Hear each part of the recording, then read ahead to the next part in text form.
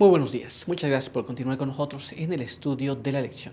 Quiero recordarte que durante todo este trimestre estamos estudiando este tema muy importante, el cual lleva por título El Evangelio según Pablo a los Romanos. Y en esta semana que ya estamos avanzando, tenemos un tema muy interesante. Este se titula La omnipotencia del Todopoderoso. Un asunto muy interesante. Y ahora quiero que me acompañes para que juntos repasemos el texto que estamos aprendiendo. Así que acompáñame a leer el texto que se encuentra en el libro de Romanos, capítulo 9, verso 27 y verso 28. Ahí leemos así. También Isaías clama tocante a Israel. Si fuera el número de los hijos de Israel como la arena del mar, tan solo el remanente será salvo, porque el Señor ejecutará su sentencia sobre la tierra en justicia y con prontitud. Con este pensamiento, quiero invitarte para que juntos tengamos una oración. Acompáñame. Padre eterno que está en los cielos, santo y bendito sea su nombre. En esta mañana estamos delante de su presencia, agradecidos por la vida y la salud que nos permite. Queremos pedir que su bendición nos acompañe. Pedimos que nos guarde, nos ayude y que al estudiar su palabra podamos comprenderla.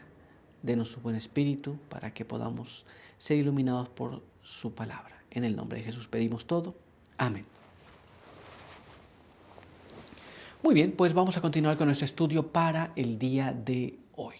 Y en el apartado del día de hoy tenemos este título muy interesante que es Dios ama al mundo entero. Y nuestra primera pregunta nos dice así: explica el contraste entre la mentira de Satanás y el plan imparcial de Dios para la raza humana. Entonces, aquí hay un contraste. ¿Cuál fue la mentira de Satanás y cuál es el plan que es imparcial para el ser humano que tiene Dios? Muy bien, vamos a tratar de entender esto en la palabra de Dios, así que acompáñame a leer este siguiente párrafo. Este se encuentra allá en el libro de Gálatas capítulo 3, verso número 28. Gálatas capítulo 3, verso 28. Y ahí leemos de esta manera: ya no hay judío ni griego, ni siervo ni libre, ni hombre ni mujer, porque todos vosotros sois uno en Cristo Jesús. La Biblia habla de que ya no hay más divisiones, ya no hay judío y griego, no hay por qué separar más esta situación. Es el plan de Dios, que no haya distinción. Inclusive aquí dice, ya no hay varón o hombre y mujer. No en el aspecto actual que la gente está hablando de inclusividad en esa área. Está hablando en el plan de la salvación. En Cristo no va a poner uno más alto, uno más bajo. En Cristo todos somos iguales. Para el plan de la salvación todos tenemos la misma oportunidad.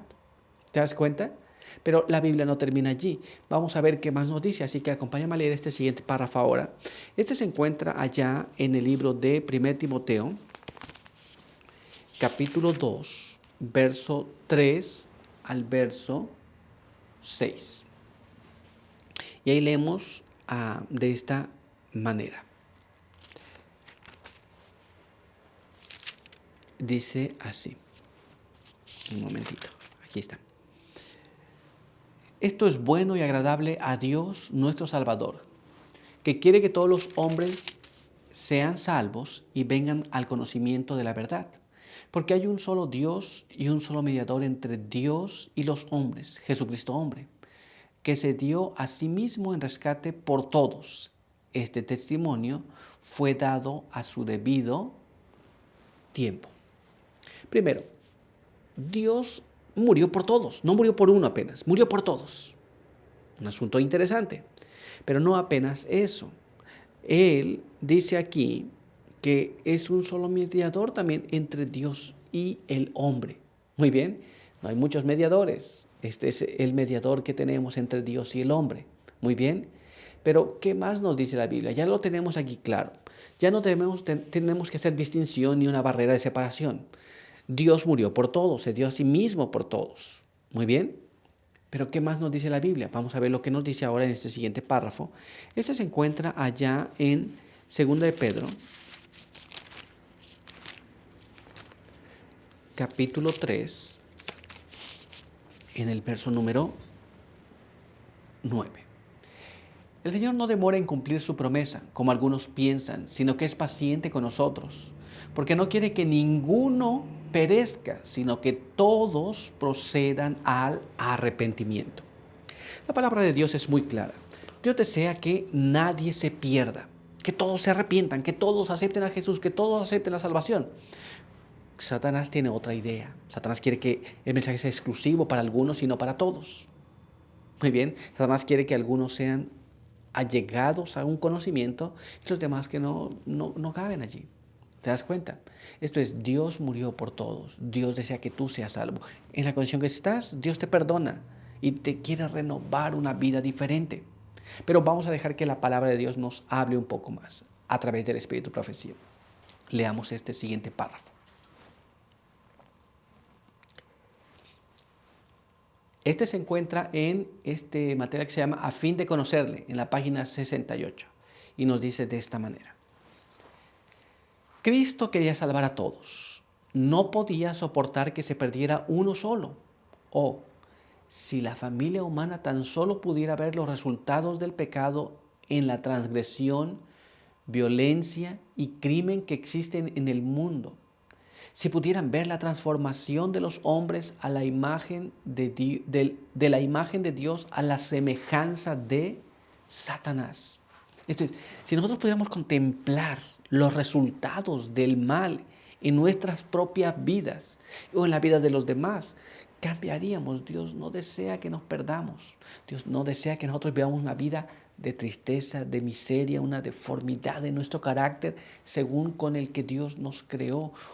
Quiere que nosotros seamos transformados a su imagen, pero Satanás quiere transformarnos a la de él. Ahora, algunos seremos llevados a ser convertidos en el carácter de Jesús. Algunos seremos llevados a ser convertidos en el carácter de Satanás. Pero Dios no desea que esto ocurra. Dios desea que todos sean salvos. Pero todavía hay más. Así que vamos a leer este siguiente párrafo. Mira cómo está escrito. Este está en A fin de conocerle, en la página 101. Y dice así.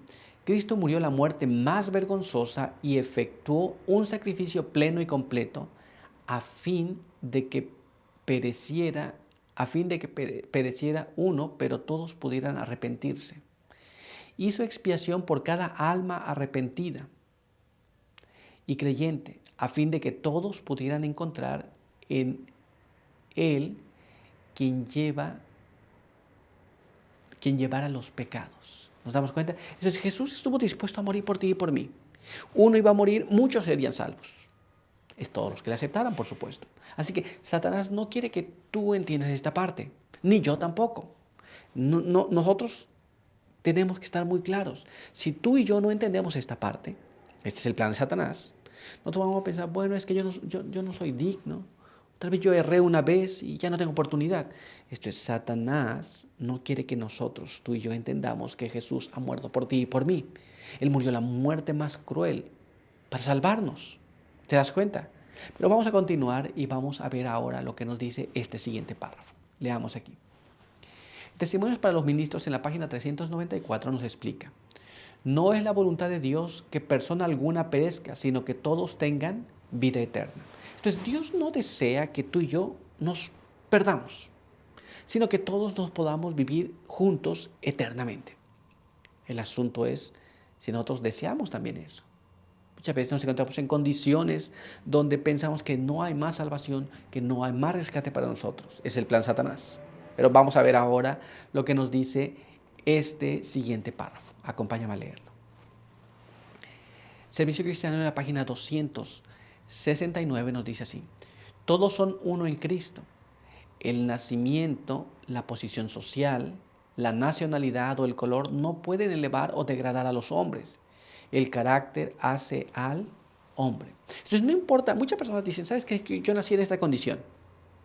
Es que yo no tuve las oportunidades. Nada de esto es real. Esto es, cómo formes tu carácter, semejante al de Jesús o no, depende de ti. Depende si tú quieres vivir de acuerdo a la voluntad de Dios o no. ¿Te das cuenta? Es un asunto muy interesante que a veces ponemos esta excusa, pero no tiene nada que ver con la realidad. La realidad es que el carácter lo hace la persona misma. ¿Te das cuenta? Vamos a continuar y vamos a ver lo que nos dice nuestra siguiente pregunta. ¿Qué comisión se da a todo el pueblo de Dios? Esto es, algunas personas pueden tener la idea de que son algunos comisionados, pero ¿cuál es la comisión que se da a todo el pueblo de Dios? Vamos a dejar que la Biblia nos explique esto. Así que acompáñame a leer este siguiente párrafo. Este se encuentra allá en el libro de Mateo, capítulo 28. Y ahí vamos a leer el verso 18 hasta el verso 20. Entonces Jesús se acercó a ellos y les dijo: Toda autoridad me ha sido dada en el cielo y en la tierra. Por tanto, id y haced discípulos en todas las naciones, bautizándolos en el nombre del Padre, del Hijo y del Espíritu Santo, enseñándoles que guarden todo lo que os he mandado. Y yo estoy con vosotros todos los días hasta el fin del mundo. La Biblia nos da una comisión para todos, no es para algunos, que vaya ya, predique, haga discípulos y les bautice. ¿Se da cuenta? Este es el mandato que tenemos todos. Esta es la comisión que tenemos todos. Algo puede decir, no, eso es para las personas que están dedicadas a eso. No, es una comisión para todos. Pero vamos a ver qué más nos dice la Biblia. Así que vamos a leer este siguiente párrafo que se encuentra allá en el libro de Romanos, capítulo 10. Y ahí vamos a leer los versos 14 y verso 15. Y leemos así. Ahora bien, ¿cómo invocarán en aquel en quien no han creído? ¿Y cómo creerán en aquel de quien no han oído? ¿Y cómo oirán sin haber quien les predique? ¿Y cómo predicarán si no son enviados? Pues está escrito: cuán hermosos son los pies de los que anuncian las buenas noticias. Muy bien, hay que ser discípulos, hay que creer, pero ¿cómo se va a creer en algo que no se sabe? ¿Y cómo se va a saber algo si nadie les explica? ¿Y cómo va a ir alguien a explicar si nunca ha sido enviada esa persona a explicar? Es muy interesante que nosotros tenemos que entender esa parte, pero eso es un asunto interesante que todos nosotros tenemos que entender. La comisión fue dada a todos, muy bien, esa comisión es dada para todos. Ahora, vamos a ver qué es lo que nos dice el espíritu de profecía. Leamos aquí en este siguiente párrafo. Veamos cómo nos dice. Esto es el deseo de las gentes en la página 757. Nos dice así.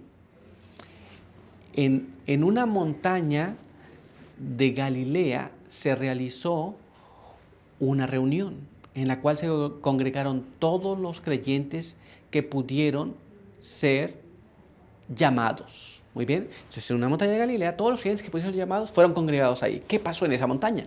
Vamos a leer lo que nos dice este siguiente párrafo. Mira cómo está escrito aquí. En la página 758 de todas las gentes nos explica: revestidos de autoridad ilimitada, Cristo dio su mandato a los discípulos. ¿Cuál es el mandato? Ir a ser discípulos.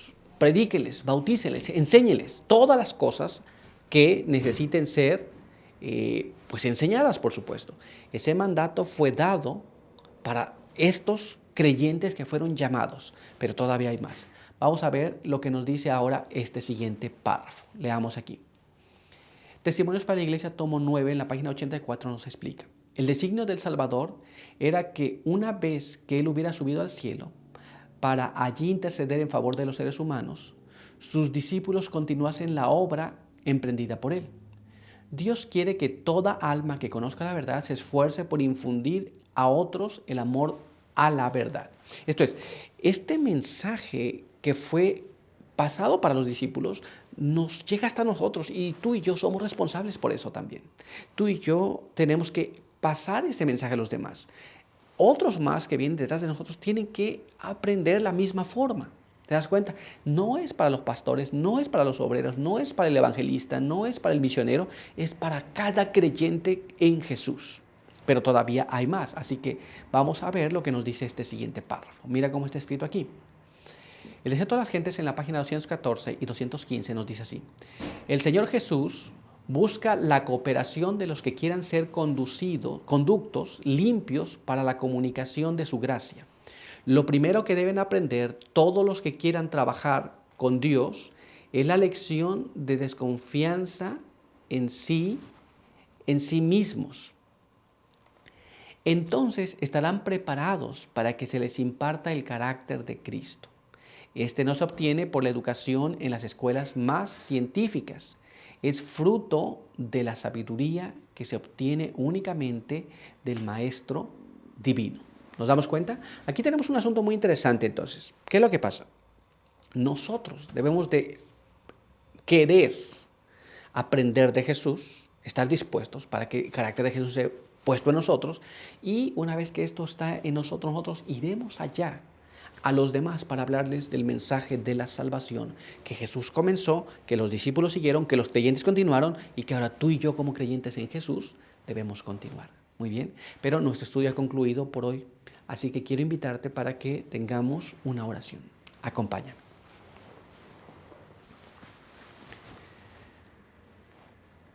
Padre eterno que está en los cielos, santificado sea su nombre. Queremos agradecer por permitirnos la vida, la salud. Queremos pedir que su bendición nos acompañe. Queremos pedir que nos guarde y nos ayude y que al estudiar su palabra podamos entenderla. Pedimos todo esto sin merecer, pero todo lo pedimos y lo queremos agradecer en el nombre de Jesús. Amén. Muy bien, pues muchas gracias por estar con nosotros en el estudio. Recuerda que te esperamos aquí el día de mañana. Por hoy, que Dios te bendiga.